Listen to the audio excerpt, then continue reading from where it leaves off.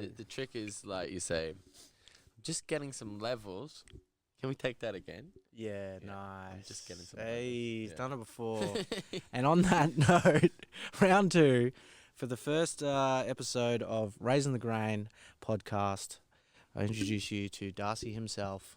What's good, Finn? Thanks for having me. Yes, Mr. Music.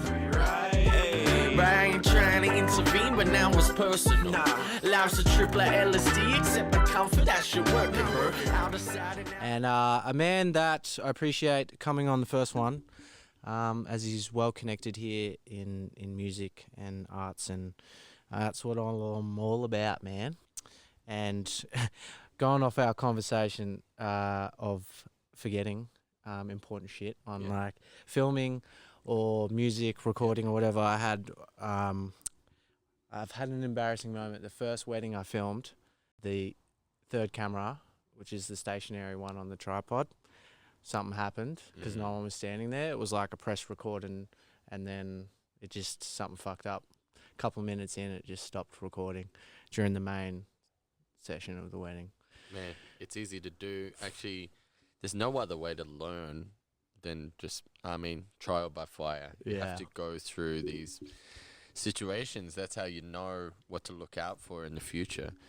And, you know, as a sound guy, when you're doing live gigs, everything that could go wrong, you know, eventually you start to kind of be able to document it, like, okay, I got to look out for this, I got to double check on that.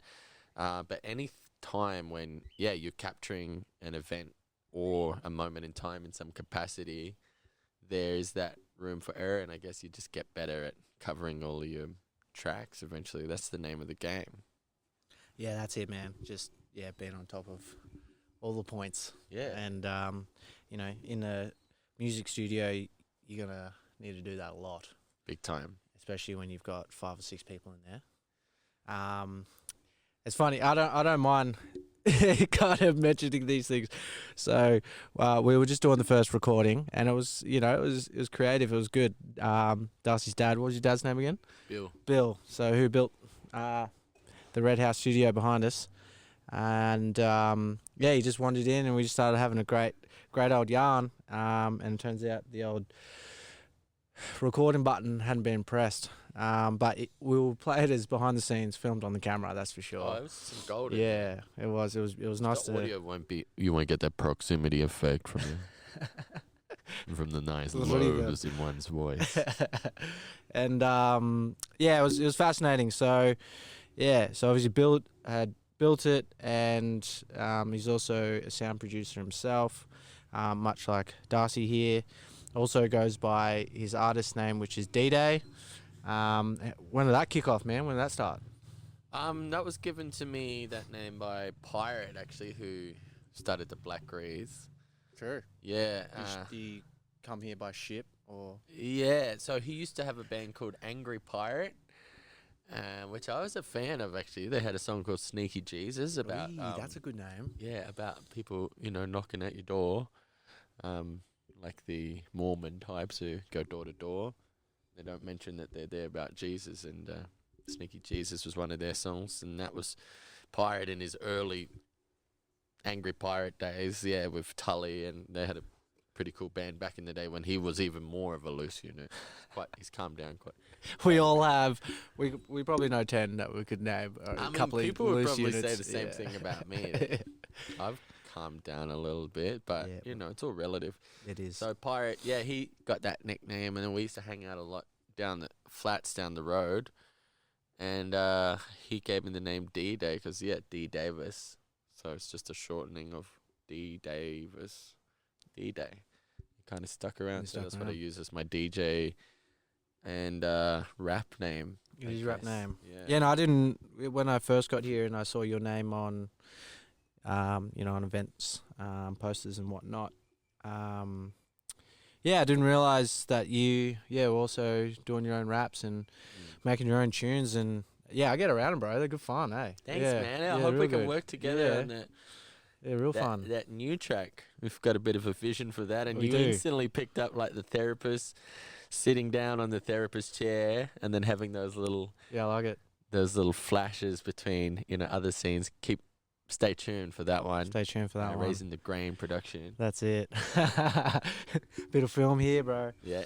Yeah, it'll be fun, man. It'll be nice to play around and see what we can come up with. That's for sure. That's the thing. I'm always trying to, kind of keep one type of musical hustle going. Like, obviously, the rock band used to have a band, Purple Patch, is kind of folded. So I got to stay busy somehow. So I'm trying to release some music as a rapper and DJ and still keep moving forward. Yeah, music man. Yeah, exactly. That's what you do, bro. It's your representation. And yeah, there's so many people out there, you know, including myself, where it's just, you're like, you wish you could just be a muso. Like, I think it's a, depending on, you know, I guess how well things can go, or your the way that you view how you're going, and if you just, you know, whether like where on that Richter scale you feel like you need to sit. Yeah. You know, whether that's about money or just about connection, or you know, what you produce. And yeah, it's tricky out there, obviously, because, you know, even with this, I'm doing it so I can build connections, you know, and I can be inspired by other people who are artists. Yeah. And I don't need to sit there and watch it as much, and I can be a part of that. And yeah, just and hear people's things, you know. That's the tricky thing, is like trying to make it as an artist. I don't know if it's different nowadays than any time in the past, but you really have to do a lot of things to make it work. Or I found, me personally, you know, even my accountant was saying when he was looking through my records this year, he was like, wow, your income is really, there's a lot of different streams that you're bringing it from. Because I've obviously got my like music royalties, a little bit of Spotify stuff, but then I'm doing DJ gigs, I'm doing music workshops, I'm doing stuff at the studio, I'm doing live sound. I get a chance to do a lot of cool things, which, you know, relate to one of your questions before. Why is it a matter of giving back to Alice Springs, or do I feel like indebted to this place? Is that's what keeping me tethered here? I would say, yeah, I do have a lot to give back, and especially my family who's raised me. They've supported me so much. I want to be able to support them. I love hearing rappers when they say like, just bought my mum a house and all this kind of thing. I do keep that in my mind. I do want to be able to buy my dad a yacht or a boat, and, you know, like they raised me, raising the grain. But yeah, there is, you know, an amazing ability to be able to do what you like out here, have some people know what you can do. I get phone calls like, Darcy, do you want to come and do a gig out in Armada? I'm like, hell yeah. Bring some microphones, bring some cables, and let's go bush and do a gig. Yep. Or somebody's throwing a doof and we help out on that, and somebody brings a generator out, or whatever it is. It's a great community here. I wish, you know, I would like to be able to find a way out to the world. I feel like I've done my time. In fact, maybe even getting to the point where I'm getting, not rejected, but it was like, it's almost time to move on to do something. So I want to stay connected to this place. I don't want to lose all my community and connections, but at the same time, I got big fish to fry as well. So I'm working out what that is. And yeah, I've been wondering whether like artists here is such a beautiful and unique place, but obviously, you know, it has its quirks and difficulties. But there's also, I feel, a power of, like, by connecting with the rest of the world, it's bringing them here in, like, not necessarily by foot, but showing them aspects of Alice and the community and Alice, and yeah, how a positive representation. Yeah, 100%. I think it needs that again. Being here a short time, like, you know, I haven't seen much of it compared to locals and people who've been here for a long time. But I can definitely see that, a more positive scope could be set on this area for sure, man. There's positive, and then there's like what I'm working with some of my like hip hop brothers, local Aboriginal mob, Yeah, is telling their that truth there's though. a rawness and there's like it's But- kind of hardcore as well. Like that's, But I think that's positive though. I think that's there's positive, yeah. in the sense that they're sharing. overcoming yeah, that. And, yeah. and it is gritty. And Like it it's a is- voice, you know. And I mean, that's look at massive. NWA and you Yeah, know, like the 100%. movement of hip hop in America.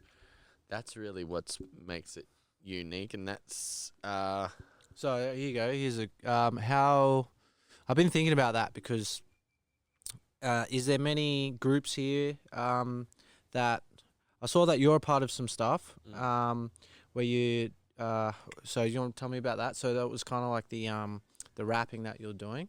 yeah. And were you facilitating that? Were you just a part of a group? Was like, Yeah, it just kind of happened naturally. Just bros in Yeah. town have known of each other, and just decided to start linking up weekly Okay.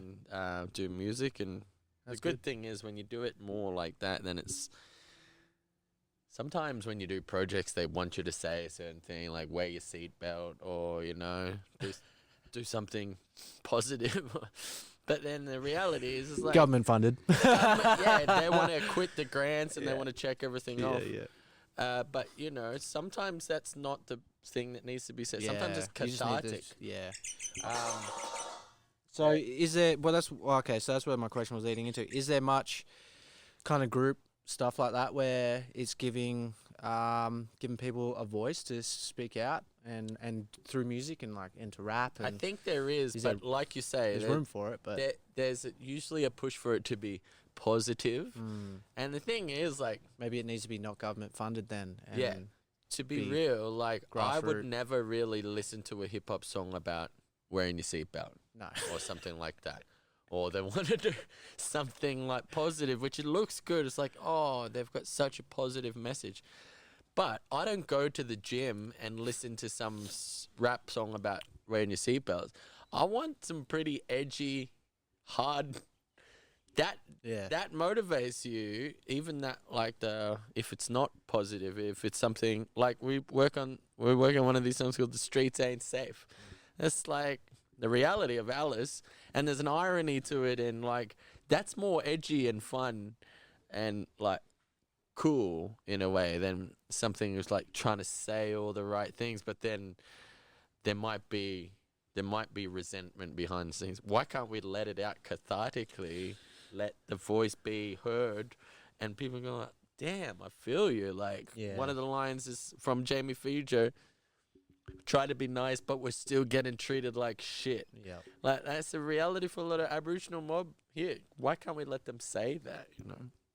Yeah, I think there is a lot of space that can be made to just allow for more speech, I think, and the safety in having that speech, like being able to do that. And If they want to be positive too on a song, I think that'll even speak volumes in comparison to like, look at what we've been through, and then we still like have scope to be Yeah. positive. yeah, it's pretty obvious why they're suggesting to sing about seatbelts or Yeah. positive things, because a lot of the hard truths,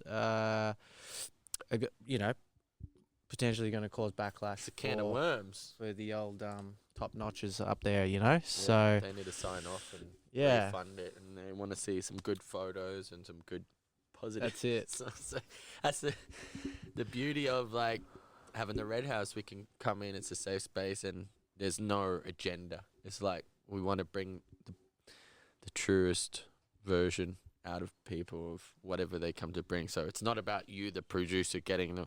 Don't you think you want to write about this? It's like, no, let's make you express that even more. Like, bring that out to the service. Don't be afraid of that. So I think there is space for an independent studio anywhere. If anyone wants to help fund some real speech, hip hop, Mm. Alice Springs music, or should I say my Bwantua, hit Come us get up. involved. Yeah, come Lend get your involved. skills. Lend your energy. That's it. Come out here and see what it's all about. It's easy to be on the coast and just be like, oh, this is Australia, just the beautiful coast, and in some ways Aboriginal culture's eliminated around those areas, or that it's just really it's watered down a lot. But out here, we see the good, the bad, and the ugly. It's all out in our face, and that's why people are. That's why it's a unique type of people who exist out here, I guess. That's it, man. And we got those red rocky sunsets, arch in the afternoons every day. Limitless perspective, That's it. 360 degrees panoramic. Never been anywhere with so many blue skies. It's probably the one thing, if someone's like, you ask about Alice Springs, it'll be what's mentioned. And I tell you, it definitely helps the mindset, which, is good because I'm from Victoria and those cloudy days, man, they get ya. So. And the skyline, the buildings, they're sort of, you can't see the whole sky, let alone the stars. But let alone the stars. it's all framed around these high-rise buildings, and it's got its own beauty of the concrete jungle, and I miss it. Like, I'm looking forward to going back to Melbourne. I studied music there, and I've got some connections there. But I think it's the desert is the medicine for the people who've existed in that metropolis for a certain amount of time, and vice versa. There's medicine for us in the city, and go, wow, look at what all these people are doing. Like, the standard of things that people can achieve, and when you've got a community, a niche community behind it. Like my mate Corey Kodiak, shout out to Corey, was saying, hey Corey, how are you, bros? What up, my G? Yeah. He was just saying that, since COVID, it's like all the different party crews have like collaborated together, and they've dropped all of that. One crew's too cool for the other, and so it's transitioned heaps, man. Melbourne has changed for sure in that sense. And that's we need a bit of that energy here and there as well. Like we need to be able to get behind a vision, and if there's a niche community doing something that there wouldn't be enough people in Alice to achieve, and you guys are all need to work together there to make that collective thing happen. And I'm frothing for what I see there. I need to go and spend some time. That's it, man. Inspired as well. And there's going to be so many transitions, and obviously it's brought a lot of changes and different businesses and companies, and we're seeing a lot of festivals that have died out, but they are honestly, I feel like they're the big ones, and ones that have been around, and they've had a good crack. Some of these festivals have been going for 20, 30 years, and sometimes like that's a hats off, and I don't feel like it needs to create fear. I think that's a great achievement, and the things that are doing quite well at the moment are the smaller, grassroots, community-based That's what I've heard. music scenes that require less money to put it on. And people are going and they're rocking up, and they're more appropriately priced for the white society at the moment. And, we don't live in fear. Going to a lot of the different doof festivals around the country, sometimes it's not even the headliners that I get down with most. Sometimes it's like, for example, when I was at Regrowth Festival or maybe Dragon Dreaming, it was like the Sydney crew who were playing the drum and bass, just some local DJs were just throwing it down so hard. Sometimes it's just that local produce, that local thing, which is really going to deliver the goods in terms of bang for your buck. But then, you sort of need those headliners to attract more people from interstate or whatever. Oh, refill. Mate. Shout outs to Alice Springs Brewery. Yeah.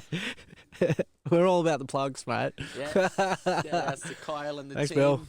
At the Alice Brewery. It's good to see. I was up in Darwin. They had Alice beers in the bottle shop there in the actual BWS. So, Alice is getting recognised for its own thing. You think we didn't even have any water here? We can actually make beer. How's that?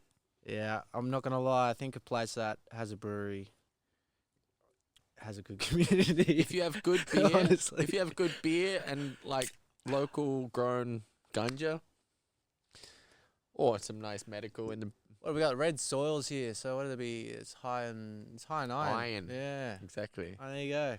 Well, apparently that's why.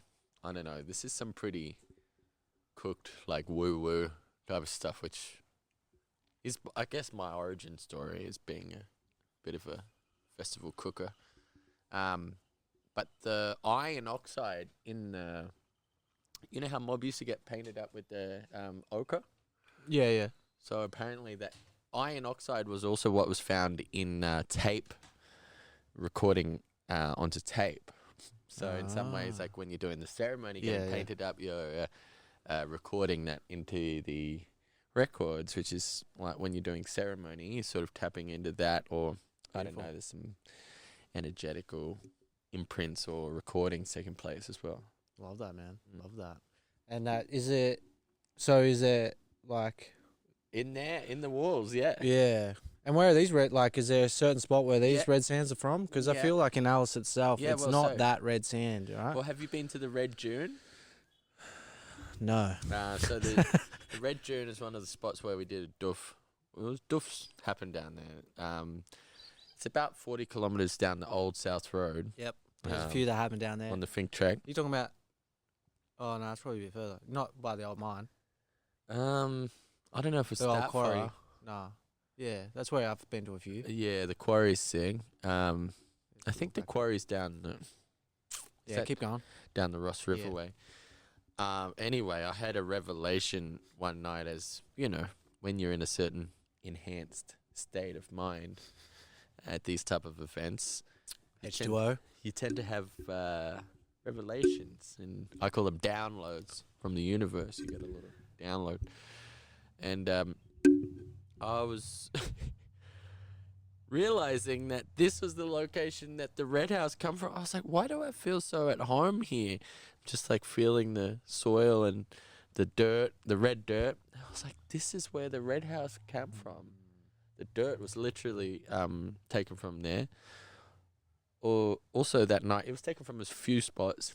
Somebody's swimming pool, they dug it out. It had a rich red dirt. Down a bit further. Yeah. And then, that same night, we were pulling artifacts out, like spearheads and stuff kept coming out of the dunes. We were like, whoa. And they were like, oh, this is a spearhead that got, like, discarded. You could see, one of my friends is, like, an anthropologist. So you can see they started to make the spearhead. They discarded it. Then we looked over there, and there's, like, a big flat rock.